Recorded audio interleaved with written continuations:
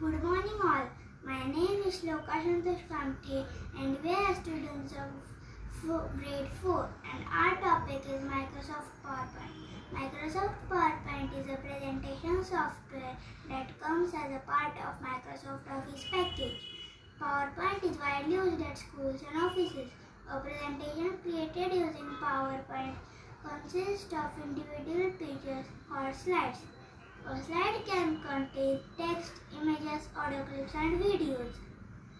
The PowerPoint window consists of the following components. First, Quick Access Toolbar. It has buttons for frequently used commands. By default, it contains Save, Undo and Redo buttons. Second, Title Bar. It displays the name of your presentation on which you are currently working. You can give a new name to the presentation at the time of saving it. Third, ribbon. The ribbon is white band located below the title bar. It contains various commands for working on the presentation. The ribbon has several tabs on it such as File, Home, Insert and Design. Fourth, status bar. The status bar appears at the bottom of the window. On the left side, it provides details such as the current slide number and the total slide number in your presentation.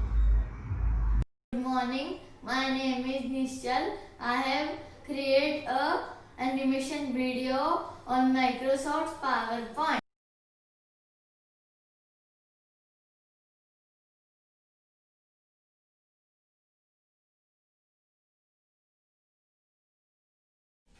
Good morning all. My name is Zinad Akhtar. I am from grade 4B. Today I am going to explain you about the features of Microsoft Word. Editing. Sometimes after making a document, we want to change some portions of the text. Making changes in the already typed text is called editing. For this, select the text which you want to edit. You can do this in two ways, by using a mouse or by using a keyboard. Adding new text. To add new text, just put the cursor at that point and start typing. Deleting text. To remove some text from the document, just put the cursor at that point and by pressing the delete key and backspace key, you can delete the text. Copying and moving text. Sometimes we have to type same words or sentences in the document. For this, select the text and then click on the copy command in the clipboard group under the home tab. Now place the cursor at the point where you want to copy that text and apply the paste command from the clipboard group. Moving text. To move the text from one location to another in the document, select the text and select the text which you want to delete and click apply the cut command from the clipboard group. Now place the cursor at that point where you want to write that text and apply the paste command. Undo and redo options. When we want to undo the last action of ours while making the document, we use undo command from the quick access toolbar. Now, if you want to do that action again, you have redo command. When you click on the redo command, that action will be repeated. Formatting. Formatting means to change the appearance and arrangement of the text to make our documents attractive. There are many ways of formatting. Changing the font. To change the font, first select the text, click on Home tab and click on the down arrow next to the font box and choose desired font and you will see that the selected text changes. Changing the font size. To change the font size, select the text, click on Home tab, click on the down arrow next to the font size box in the font group and choose desired size and done. Changing the font color. To change the font color, select the text, click on Home tab, choose the color that you want to apply on the text from the font color option in the font group. Highlighting text. This feature changes the background color of the selected text. To apply this change, we need to go to text highlight color option in font group on home tab. Making text bold, italicized or underlined. First of all, if you want to bold the text, select the text which you want to bold and then go to home tab and click on bold. For italic letters, click on italic option in home tab. To apply underline, click on underline option in home tab. Applying bullets and numbering. This is used when we want to show our text in the form of list. There are two types of list, bulleted list and numbered list. Bullet is a small symbol that is placed in front of each list item. To apply bullets or numbering, we need to go to bullets and numbering option in the home tab.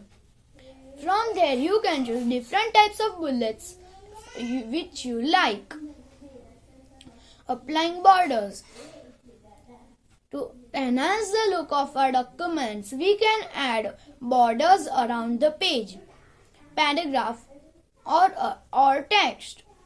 To borders around the page. To apply borders around the page, we need to go to page borders tab in borders and shading dialog box. From there, choose desired settings, style, color and width. Click OK and you will see that the selected border is applied on the page. Hi, my name is Nia Praveen Garge from grade 4th B. Today, I am going to explain spelling and grammar feature and thesaurus. In spelling and grammar feature, we might make mistakes while typing text. Word help us to identify mistakes by underlining spelling mistakes with red wavy lines and grammatical mistakes in green wavy lines as you type in a document. Word puts red wavy lines under the word that are not available in its inbuilt dictionary. This may include name of people, name of some places, specific to a country, etc. You can check spelling and grammatical mistakes in your entire document by using spelling and grammar feature. The steps to use spelling and grammar feature are: first, place the cursor anywhere in the document from where you want to start. Second step, click on the review tab. Third step, click on the spelling and grammar option in the proofing group. The spelling and grammar dialog box appears. The spelling and grammar dialog box lists out misplaced words and grammatical mistakes in document. You can choose one of the options from the following options. First option, choose the correct spell word from the suggestion box and click on change button to replace the word and change all button. Second option, click on the ignore once option and ignore all option. Third option, click on the add to dictionary button to add this word to the word dictionary. Fourth step, choose the appropriate word as per your requirement. Fifth step, click on the OK button to finish this process. Now I am going to explain thesaurus. Thesaurus means word has been inbuilt dictionary called thesaurus. You can use it to look for meaning, synonymy and antonymy for your particular word. The thesaurus provide us to be useful by helping you to improve your vocabulary and finding suitable words and correct sentence building. The steps to use thesaurus are: first, place the cursor anywhere within the word or which you can look for the synonym. Second step, click on the review tab. Third step, to click on the thesaurus or research option in the proofing group. A list of synonymy and antonymy, if any, appears in a research task pane in the right side of the window.